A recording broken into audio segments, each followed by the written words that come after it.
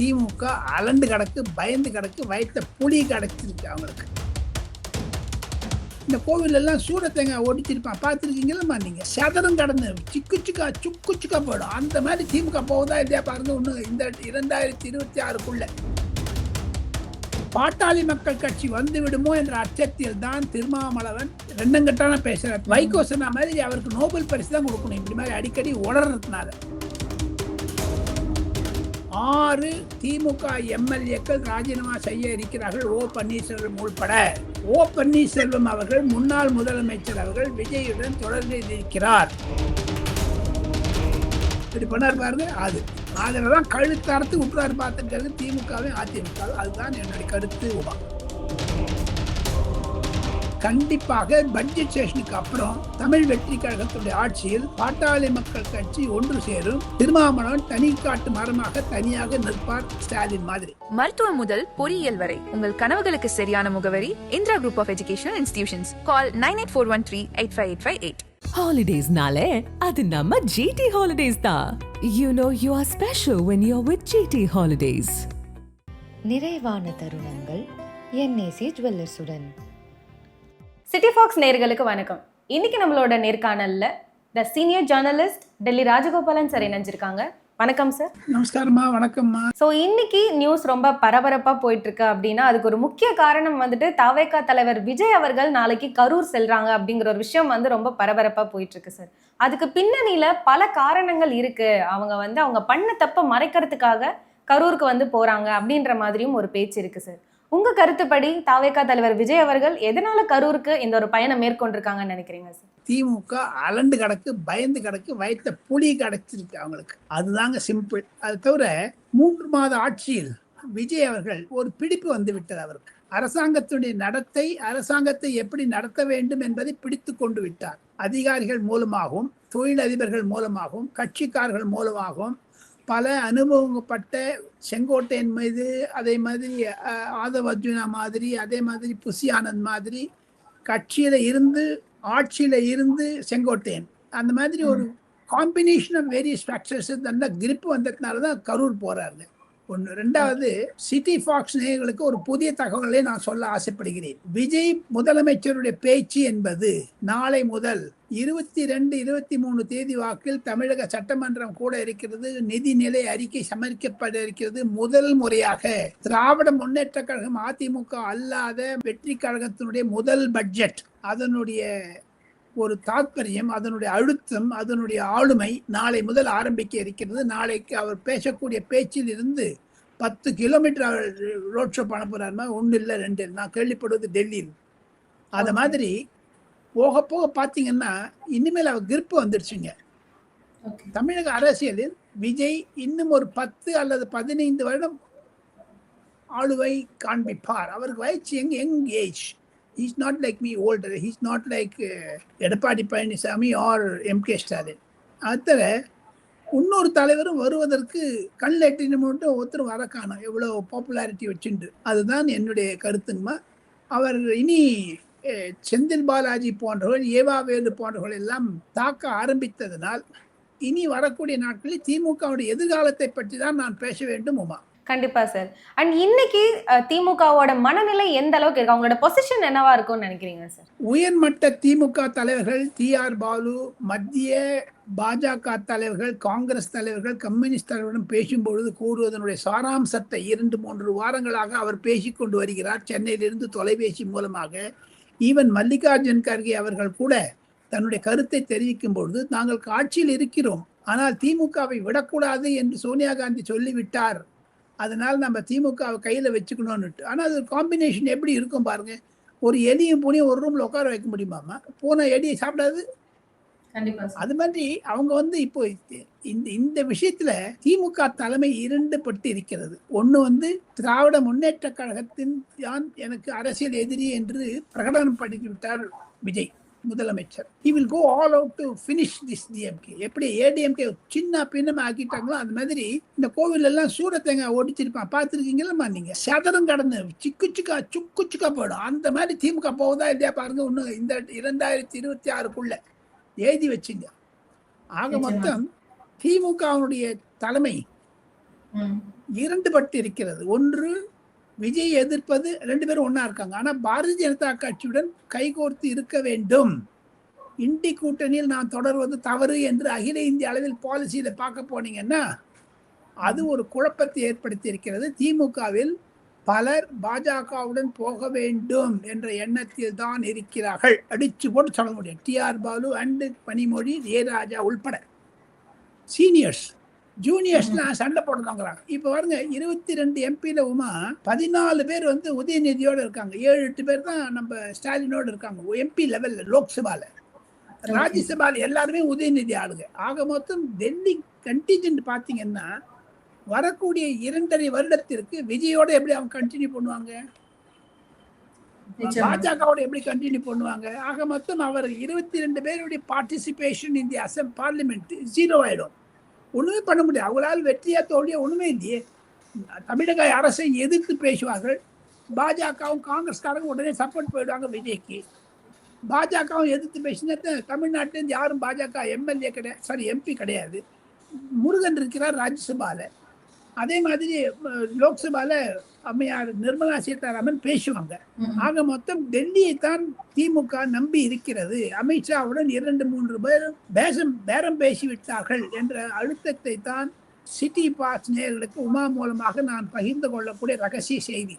ஆக மொத்தம் நான் பேசியதில் 2 கருத்துக்கள் வெளிவருகின்றன.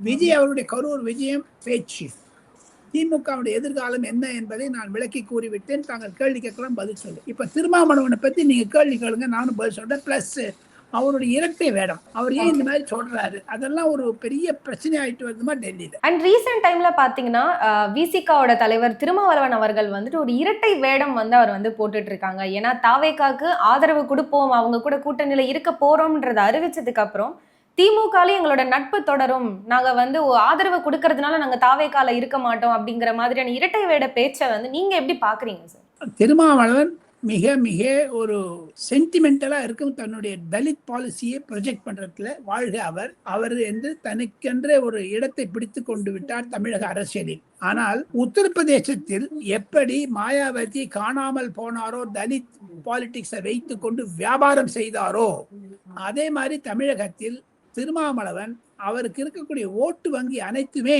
விஜய் கைப்பற்றி விட்டார் 2026 சட்டமன்ற தேர்தலில். அதனால விஜய்க்கினுடைய ஒரு கிட்டியில, அவருடைய பையில, கண்ட்ரோல்ல பாட்டாளி மக்கள் கட்சி வந்து விடுமோ என்ற அச்சத்தில் தான் திருமாவளவன் ரெண்டங்கட்டான பேசுற. தனியான வார்த்தை சொல்லக்கூடாது. வைகோ சொன்ன மாதிரி அவருக்கு நோபல் பரிசு தான் கொடுக்கணும். இப்படி மாதிரி அடிக்கடி உளறதுனால நாங்கள் கூறியது மாதிரி, நான் நினைப்பது மாதிரி கண்டிப்பாக இரட்டை வேஷம் போடுகிறார். அவர் வந்து நேற்று திமுகவுடன் இருக்கேன்னு சொன்னதுடைய ஒரு பேக்ரவுண்ட் என்னன்னு கேட்டீங்கன்னா, பாட்டாளி மக்கள் கட்சி உள்ள வந்து 3 எண்ணம் இருக்குது. ஒண்ணு பாருங்க, விஜய்க்கு நம்பர் தான் முக்கியம். 4 இருக்குது பாட்டாளி மக்கள் கட்சி கிட்ட. அதை தவிர சிட்டி பாக்ஸ் நேயர்களுக்கு ஒரு விஷயத்தை நான் சொல்ல ஆசைப்படுகிறேன். வரக்கூடிய பட்ஜெட் செஷனுக்கு முன்னாடி 6 திமுக எம்எல்ஏக்கள் ராஜினாமா செய்ய இருக்கிறார்கள். ஓ பன்னீர்செல்வம் உள்பட. ஓ பன்னீர்செல்வம் அவர்கள் முன்னாள் முதலமைச்சர் அவர்கள் விஜயுடன் தொடர்பில் இருக்கிறார். திமுக வந்து எந்த நேரமும் ராஜினாமா செய்ய முடியும். அப்படி ஆயிடுச்சுன்னா அந்த 6 பேர் இருக்கு பாருங்க, 6 பேர் ரிஜன் பண்ணிட்டாங்கன்னா அந்த 6 இடத்துல தமிழ் வெற்றி கழகம் ட்ரை பண்ணுவாங்க ஜெயிக்கிறதுக்கு. ஏற்கனவே ஒரு 8 பேர் இருக்காங்க. 8 14 ஆச்சுங்க. இன்னும் ஒரு 4-5 பேர் இழுத்துட்டாங்க. அதனால தமிழ்நாட்டுக்கு தேர்தல் அறிவிக்கப்படலை. என்ன எலெக்ஷன் கமிஷன்ல கேஸ் இருக்குதுங்க. சென்னை ஹைகோர்ட்ல கேஸ் இருக்குது. ஏடிஎம்கே எம்பி இன்பதுரை போட்ட கேஸ். அதனால தமிழ்நாட்டுக்கு இடைத்தேர்தல் அறிவிக்கப்படவில்லை. வேறு மாநிலங்களுக்கு அறிவித்து விட்டார்கள். பீகார், உத்தரப்பிரதேசம், மகாராஷ்டிரால அனுப்பிச்சிட்டாங்க. இப்ப தமிழ்நாடு அனௌன்ஸ் பண்ணார். அதுக்குள்ளேயும் இந்த 14 பேர் ராஜினாமா பண்ணிட்டாங்கன்னா 14 + 6 20 ஆயிடுச்சுன்னு வச்சு கம்ஃபர்டபுள் மெஜாரிட்டி விஜய் வந்துடுவார் தனக்கு தானே. காங்கிரஸ் தெய்வம் தேவையில்லை, திருமாவளவன் தேவையில்லை. அப்போ இந்த 4 பேர் இருக்காங்க ஒரு பாட்டாளி மக்கள் கட்சி, அது சேர்ந்ததுன்னா nothing like that. He will get comfortable majority. எப்படி நம்பிக்கை வாக்கெடுப்பில் 144 சீட்டு வாங்கினாலோ வெற்றி, அந்த மாதிரி ஹி வில் டச் 130 சீட்ஸ் நினைக்கிறேங்க. அதுதாங்க இருக்கக்கூடிய ஒரு பிக்சர் இன் டெல்லி. விஜய் அவர்களுடைய பயணம் நீண்ட பயணம். அவர் கரடு முரடான பாதைகளில் சென்றாலும் பல முறை சில ஆகாய விமானத்தில் போகும்போது மேகங்கள் வந்து பிளேனை நிறுத்தும், டர்புலன்ஸ் பேர் அதுக்கு. அந்த டர்புலன்ஸ்ல வந்து மாட்டின்றாரு விஜய். ஆனா இப்ப அந்த அந்த மேகத்தெல்லாம் கீழ்ச்சிண்டு ஃபாஸ்டா பறக்க அடிக்கிறாரு. 37,000 அடி மேல பறக்குதுங்க விமானம், விஜயனுடைய விமானம். கண்டிப்பாக சேஃபா லேண்ட் பண்ணுவார், கவலையே இல்லை. 15 வருஷம் தமிழ்நாடு அரசியல்ல இருப்பாரு. திமுக காணாத போயிடும், அதிமுக காணாத போயிடும். அவருக்கு எதிரி என்பது இந்த ஒரு நியர் ஃபியூச்சர்ல ஒன்றும் இல்லைங்க. அதனாலதான் எதனால நான் சொல்றேன்னு கேட்டீங்கன்னா, நாடாளுமன்றத்தை கடந்த 45 ஆண்டுகளாக நான் ரிப்போர்ட்டிங் செய்திருக்கிறேன். தினமணி, தெலுங்கு மற்றும் Times of India, Times now போன்ற பத்திரிகைகளுக்கெல்லாம். ஒண்ணு சொல்ல, எது பேசினாலும் நீங்க ரெக்கார்ட் ஆகுதுங்க, புரியுதுங்களா? ஷார்ட்ல எழுதலாம். ஆனா விஜய் வந்து சென்ற சட்டமன்றம் முடிவதற்கு ஒரு நிமிடம் முன்னதாக சொன்னது வந்து 10 கோடி இம்ப்ரெஷன் போயிருக்குதுங்க, யூடியூப்லயும் ஃபேஸ்புக்லயும் இன்ஸ்டாகிராம்லயும். இப்படி பண்ணாரு பாருங்க. அதுலதான் கழுத்தறுத்து விட்டுறாரு பார்த்துட்டு திமுகவும் அதிமுகவும். அதுதான் என்னுடைய கருத்து. உமா, நம்ம பாட்டாளி மக்கள் கட்சியை பத்தி பேசும்பொழுது அவங்க ரீசெண்டா வந்துட்டு அன்புமணியும் சௌமியா அவர்களுமே புசியானந்த் அவர்களை வந்து மீட் பண்ணியிருக்காங்க. அது எதனால ஒரு மீட்டப்பா இருக்கும்னு நினைக்கிறீங்க சார்? இந்த கூட்டணி குறித்து அதுக்காக ஒரு மீட்டப்பா தான் இருக்குமா? அரசியல்வாதி யார் பேசினாலும் அதிகாரத்தில் பங்கு வேண்டும் என்று பேசுவார்கள். அதிகாரத்தில் யார் பேசினாலும் ஒன்று நிச்சயம், கூட்டணி விஷயமாகத்தான் பேசியிருப்பார்கள். யாரும் இல்லைன்னு சொல்லவில்லை. இல்லைன்னா அன்புமணி வீட்டுக்கு விஜய் போவாருங்களா முதலமைச்சரான உடனேயுமே? அப்பவே திருமாவளவனுக்கு வயிற்றுல புலி கரைச்சிருக்காதுங்களா? அதை தவிர இப்ப பாருங்க, திருமாவளவன் வந்து டிஎம்கே சைடு போறாரு. கட்சி எல்லாம் ஆரம்பிச்சு முடியும் பாஜகங்கிறாங்களே, பாஜகவுக்கு ஒரே ஒரு எம்எல்ஏ தான் இருக்காருமா. இப்போ சொல்றது பார்த்துட்டு திமுக சொன்னது பாஜக எதிர்ப்பதுன்னா தமிழ்நாட்டில் காலை ஊன்ற விட மாட்டோம்னு சொன்னாங்க. திமுக எதிர்க்கும் சொன்ன கரெக்ட். எதிர்த்ததெல்லாம் தமிழ் வெற்றி கழகம் தானே எதிர்த்தது, பாஜகவை நிறுத்தினது, திமுக நிறுத்தினது. அதுக்காக விஜய் கூட சொன்னார் திமுகவும் பாஜகவும் ஒன்றாக இருக்கிறது. அதுதான் மம்தா பானர்ஜின்னு சொன்னாங்க, உங்களுக்கு ஞாபகம் இருக்கும்னு நினைக்கிறேன். So in that background Bussy Anand அவர்களிடம் நம்ம அன்புமணி பேசினது, சௌமியா அன்புமணி பேசினது கண்டிப்பாக ஒரு மாற்றத்தை தர இருக்கிறது என்பதுதான் என்னுடைய கருத்து.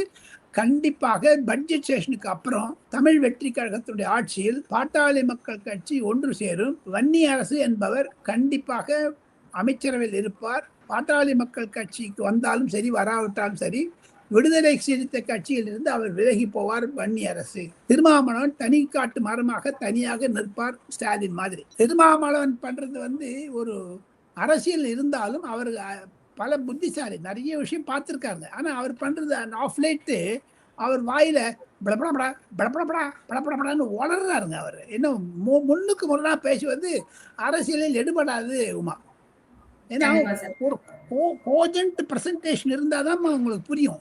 அதுதான் இவர் வந்து இன்கன்சிஸ்டன்சி அவர்கிட்ட இருக்குதான் நான் பாக்குறேன்மா. இதுக்கு முன்னாடி திருமாவளவன் அவர்கள் வச்ச கருத்துல இருந்து எதுவும் பின்வாங்கினது இல்லைன்னு நினைக்கிறேன் சார். ஆனா இப்போ ரீசெண்ட் டைம்ல தாவேகா மற்றும் திமுகவோட கணக்கு எடுக்கும் பொழுது அவங்க வைக்கிற எல்லா கருத்துக்கள்ல இருந்தும் பின்வாங்கிட்டு இருக்காங்க, எல்லாமே மாத்தி பேசுறாங்க அப்படின்னும் போது அது இன்னும் ஒரு பேசும் பொருளா பார்க்கப்படுது இல்லையா? Thirumavalavan becoming irrelevant in Tamil Nadu politics தான் சிம்பிள். அவர் வந்து தனக்கு விஜயிடம் இருந்த மரியாதை இழந்து விட்டது. தமிழ் வெற்றி கழகத்தினுடைய ஊழியர்கள், தலைவர்கள் திருமாவளவன் மீது வைத்திருந்த அன்பு பாசம் போய்விட்டது. அவர் திருப்பி டிஎம்கே சொன்னா எவங்கம்மா போவான் அவங்ககிட்ட? திமுக அரசியல் எதிரின்னு சொல்லிட்டு அப்புறம் அவங்ககிட்டயே போய் சொல்லிட்டு இருக்காரு, எதற்காகாது? ஸோ அதுதான் ஒரு பேக்ரவுண்ட் பார்த்தீங்கன்னா அதுதான் தெரியுது, புரியுற மட்டும் அதுதாங்க. மருத்துவம் முதல் பொறியியல் வரை உங்கள் கனவுகளுக்கு சரியான முகவரி Indira group of education institutions. Call 9841385858. Holidays-nale adu namma GT Holidays da. You know you are special when you're with GT Holidays. நிறைவான தருணங்கள் NAC ஜுவல்லர்ஸுடன்.